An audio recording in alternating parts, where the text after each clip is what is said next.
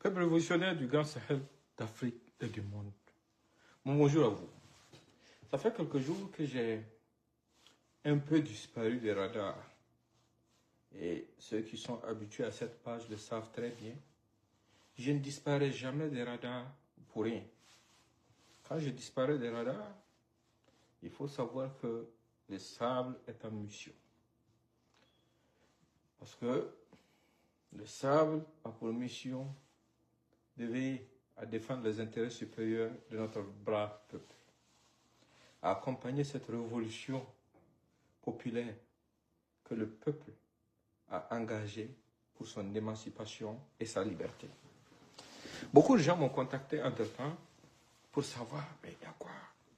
Tu es silencieux, à gauche, à droite, on dit ci, on dit ça, on dit ci, on dit ça. Je leur ai dit, calmez-vous. Je suis occupé. Hier, certains m'ont contacté pour dire, ah, on a vu la surprise, ton nouveau livre a paru, est-ce que c'était pas ça? J'ai dit, non, ça, c'est pas ça la surprise. Laissez ça, la vraie surprise arrive. Aujourd'hui, là, les livres, là, c'est de la contribution pour les générations futures. Mais notre priorité, ce sont les hommes qui partent donner leur sang pour notre patrie, pour que notre drapeau puisse continuer de rester debout. Aujourd'hui, notre priorité absolue, c'est de tout faire pour finir avec cette guerre. On n'a pas d'autre priorité, absolument aucune autre priorité. Tout ce qui vient après l'insécurité, nous considérons ça comme étant des détails. Parce que c'est l'insécurité la priorité absolue. Parce que même les enfants perdus de la République, qu'ils essaient de vilipender notre patrie, soit disant que c'est au président Traoré qui s'attaque. Mais écoutez, ils n'ont aucun front sur lequel ils attaquent si ce n'est pas le front de l'insécurité. Ce sont eux qui minimisent le sacrifice de nos braves combattants. Quand nos hommes engrangent des victoires, ce sont des gens qui réunissent ces victoires-là. Et quand, par malheur, dans une guerre, on perd des gens, nous perdons des gens, ce sont les premiers à être au courant et à essayer de susciter la révolte au sein de l'opinion, en remuant le couteau dans la plaie, pour ne pas dire la plaie dans le couteau, comme mon esclave Lucas Thiao l'avait dit une fois. Dans quel but? Dans le but d'atteindre l'inatteignable. Parce que si c'était des gens conscients, ils allaient comprendre que quand Dieu élève quelqu'un, il est inutile de perdre ton temps à essayer de rabaisser cette personne. Le président Traoré est l'enfant du peuple qui a été adopté par ce peuple. Et il est au service exclusif du peuple, pour le bonheur du peuple. Nous avons vu des changements profonds que personne ne peut nier, tant dans la formation, le recrutement que les équipements. Ce qui reste, c'est quoi? C'est à nous de continuer à encourager nos braves combattants qui sont au front, parce que personne ne va avoir pitié de nous. Aujourd'hui, nous sommes face à une situation qui nous a été imposée par des gens qui n'ont pour ambition que de nous dominer éternellement. Certains se sont réfugiés en Côte d'Ivoire, de là-bas vilipendent la mère patrie.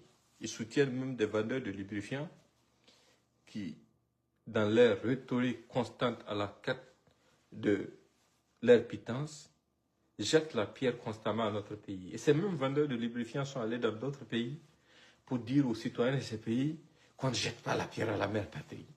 Mais je me demande combien cela devrait normalement impacter le moral de nos enfants perdus de la République. Mais bon, ce sont des gens sans dignité.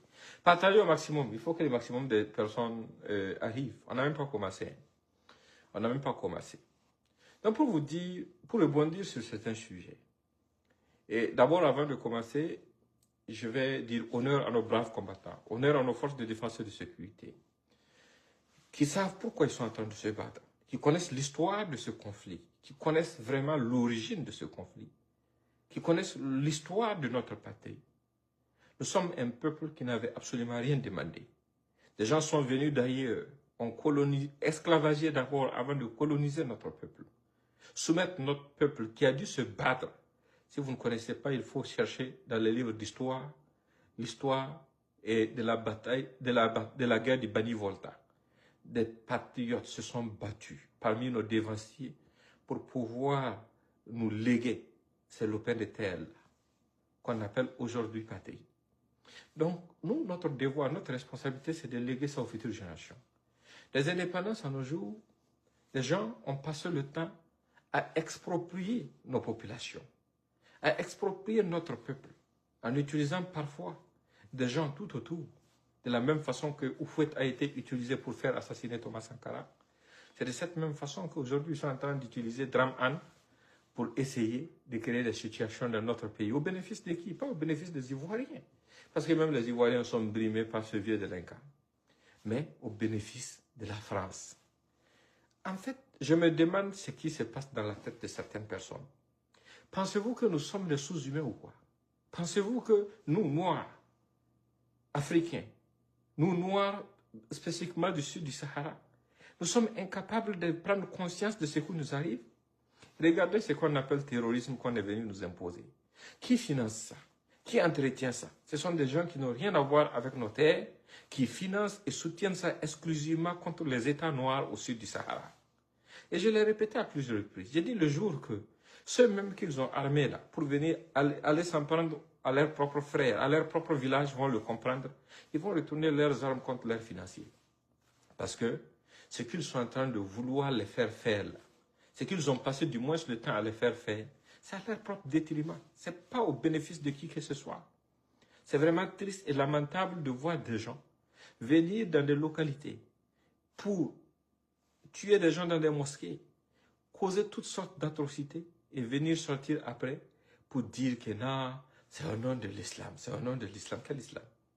Des gens qui ont fait ton baptême, des gens même qui parfois ont célébré le mariage entre ta mère et ton père, tu viens de dire que toi tu es venu, toi qui es né hier, tu es venu pour leur enseigner l'islam. En fait, la quasi-totalité des zones, que ce soit au Mali, au Burkina, au Niger, qui souffrent de terrorisme, ce sont des zones à majorité musulmane.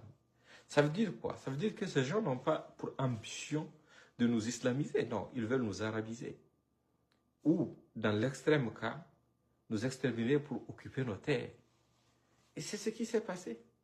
L'ancien empire du Mali avait un accès direct à la mer. Mais ces frontières-là sont passées où? Qui est venu prendre ça? Il faut qu'on s'inspire de l'histoire pour comprendre la gravité de ce qui nous guette.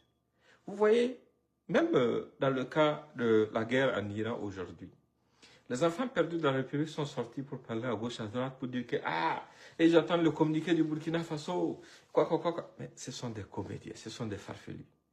Ici, quand l'Algérie avait abattu un drone malien, et que les pays de l'AES ont communiqué, ce sont ces mêmes enfants perdus de la République qui sont sortis pour prendre toutes sortes d'insanités.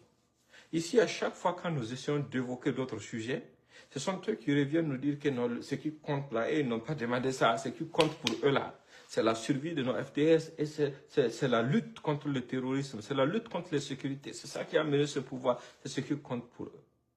En fait, ils ont tenté toutes sortes de manipulations pour créer un isolement, en complicité avec Dramane. Mais écoutez, ce matin, ça va être intéressant. Partagez au maximum. Ce qui est intéressant est que, je vous ai dit, notre diplomatie fonctionne. Et le Burkina Faso est un pays béni, parce que nous sommes un peuple intègre. Et je vous donne un exemple. Là où même les Américains comprendront, par exemple, que entre la Côte d'Ivoire d'abord et le Niger seulement, s'il est question d'intérêt, ce que le Niger peut procurer aux États-Unis, la Côte d'Ivoire n'a même pas un dixième de ça, en termes de ressources naturelles. Ça, c'est un. De deux, en termes de danger, quel État représente un danger pour les intérêts américains? Naturellement, la Côte d'Ivoire. Ça, je vais vous l'expliquer aujourd'hui. Vous avez suivi avec nous ici l'affaire des Libanais. Vous vous souvenez de l'affaire des Libanais? D'accord. En Côte d'Ivoire. Il y a des Libanais au Burkina, il y a des Libanais au Niger, il y a des Libanais au Mali. Mais est-ce que vous savez que beaucoup de Libanais sont dans la liste de sanctions, en Côte d'Ivoire sont dans la liste de sanctions des États-Unis parce qu'ils sont affiliés à des groupes terroristes. Mais est-ce que vous savez que de tous les Libanais qui sont au Burkina et de tous les Libanais